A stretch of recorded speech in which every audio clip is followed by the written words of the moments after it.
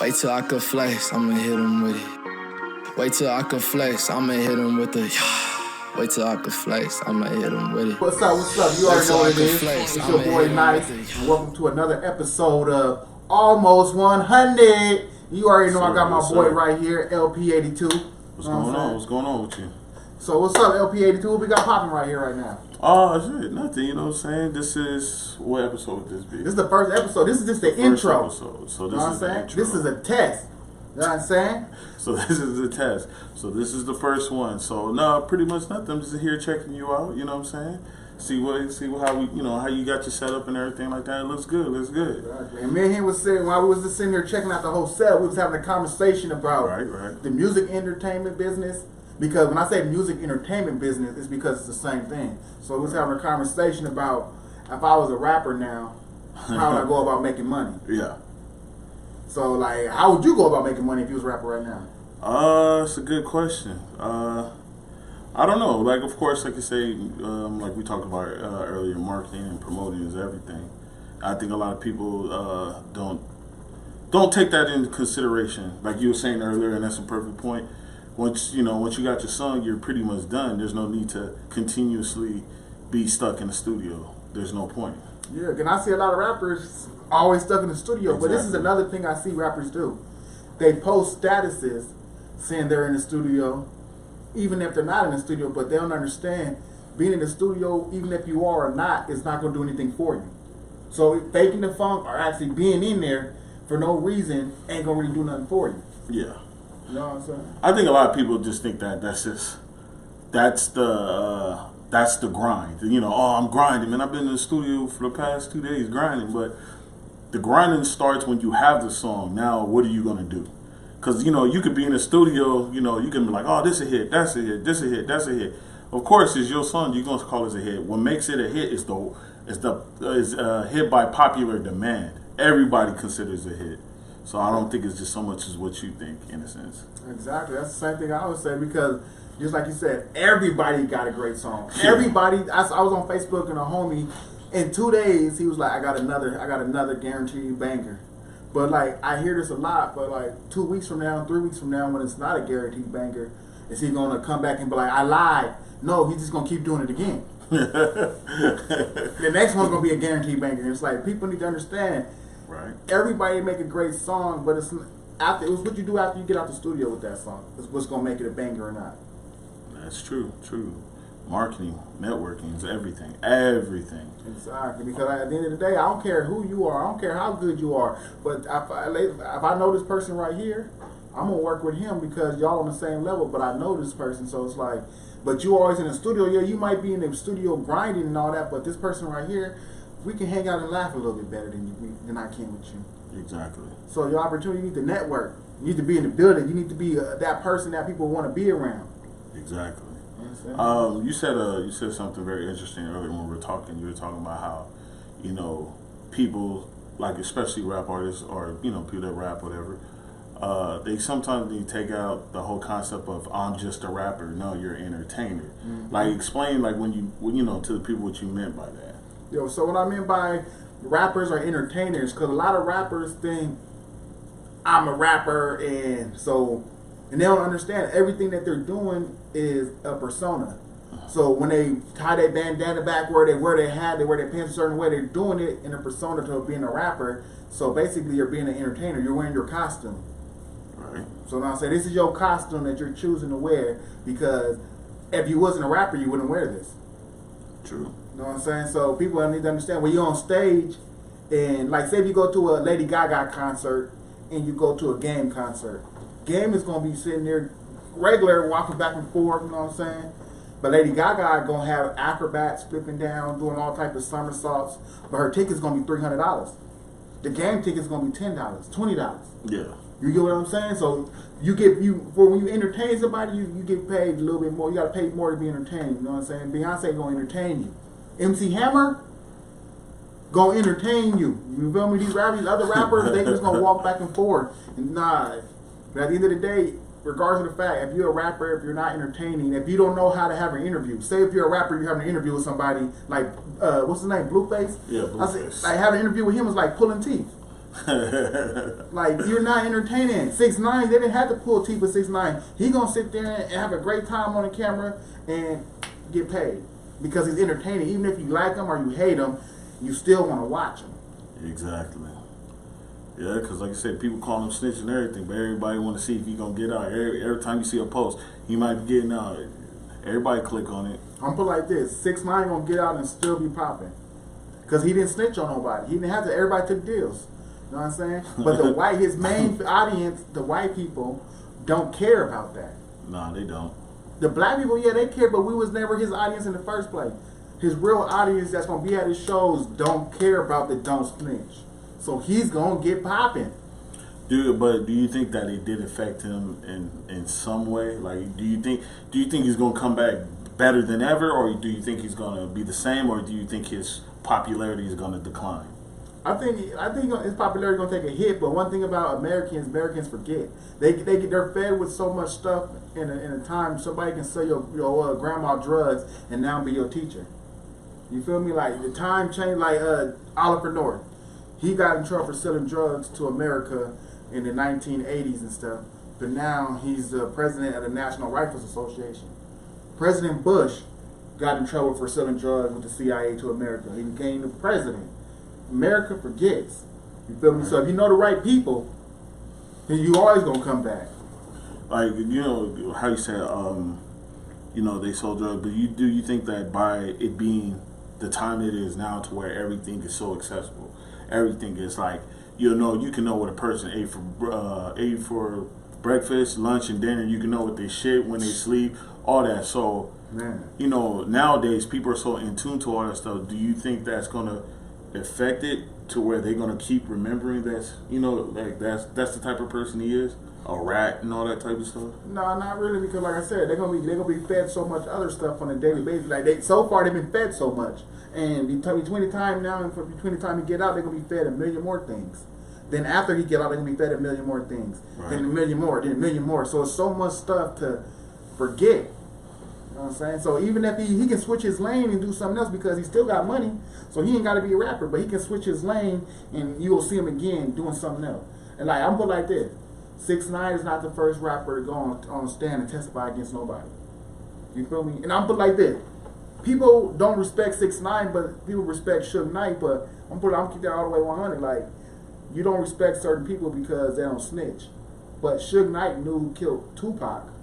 Suge Knight paid the person who killed Tupac to testify for him at court so he wouldn't go to jail. But people respect that more than somebody trying to, having all rights to snitch. So I just don't understand at the end of the day. So I wouldn't want to be a part of those people anyways if I was him.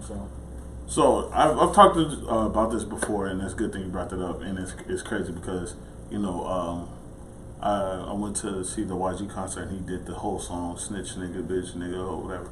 And I was talking with this amongst other people, and they were talking about how, like, a lot of the 6ix9ine beats were faked. How a lot of situations that he was in, it was kind of like paid, like promotion for another artist.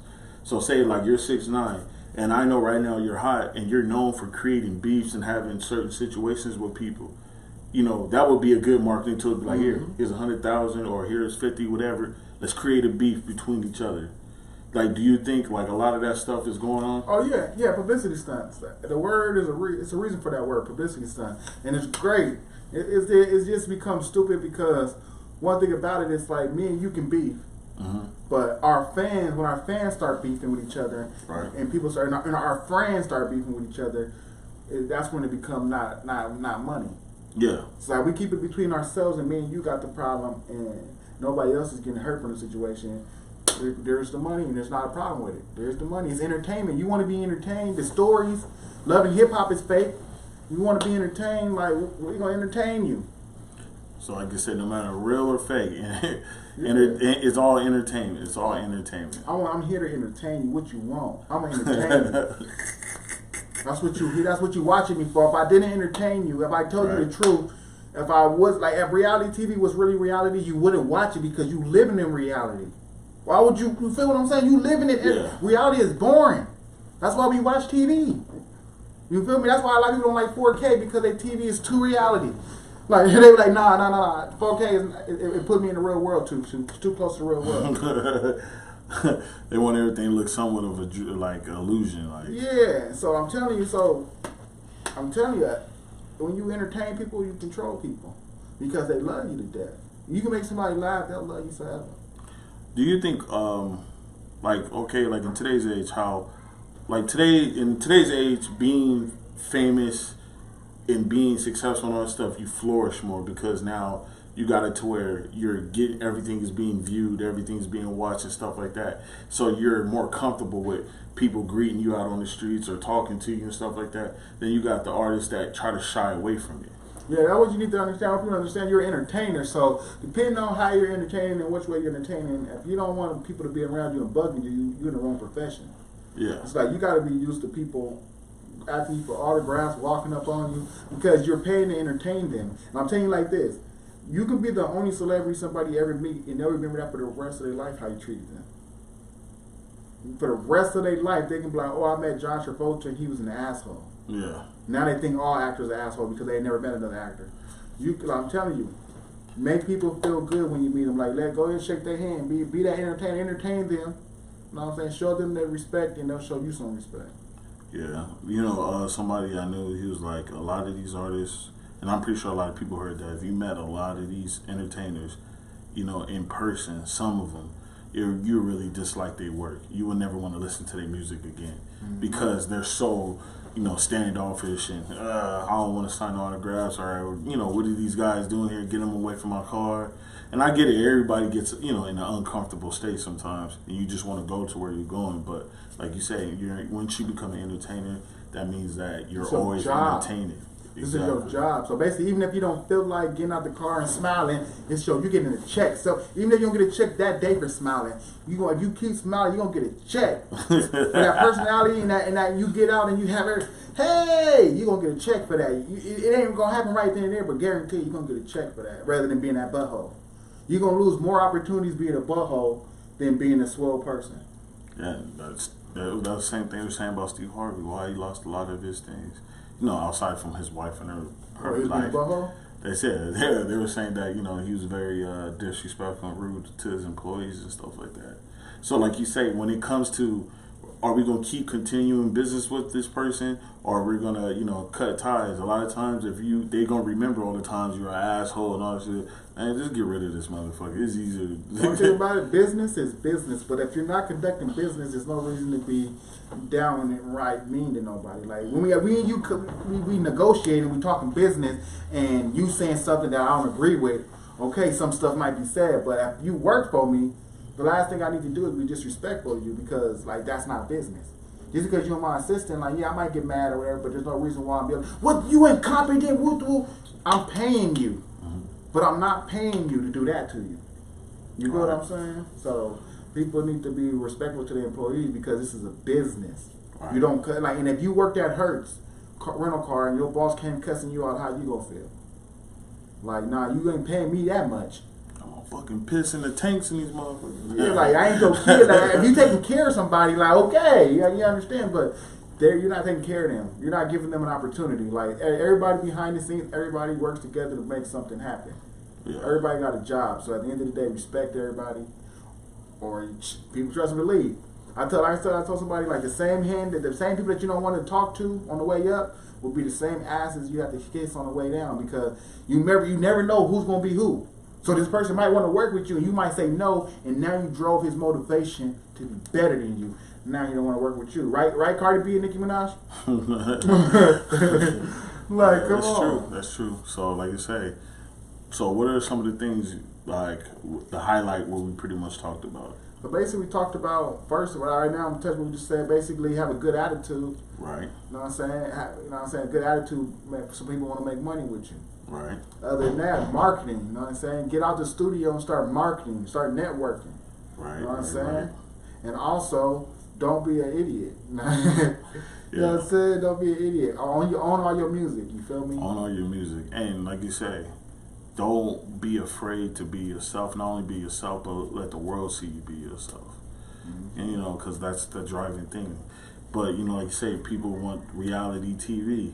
yeah, you may not be exactly amped as you are when you're in front of your phone recording, but give them something. Don't just be that type of person. I'm just going to just post a song I did. People want to see you have conversations. They want to ask you questions. They want to. They want to. Yeah. They want to know all day. What's your dreams and all that type of stuff. They want to interact with you all day. From the moment you wake up to the moment you go. I feel bad for the new artists. Because back in the day we had to do that. Yeah. And like back in the day before then they really didn't have to do that. But now all day you got to be on Instagram, Snapchat. You have to. All of it. The people understand that you have to entertain these people, and that'll make you money. It ain't gonna make you money right then and there.